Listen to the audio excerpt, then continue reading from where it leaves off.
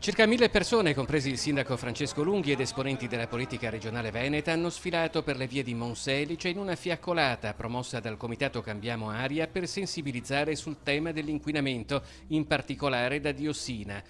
Questa sera i genitori di Monselice e tutti i cittadini vogliono ribadire l'importanza dell'articolo 32 della Costituzione italiana, il diritto alla salute.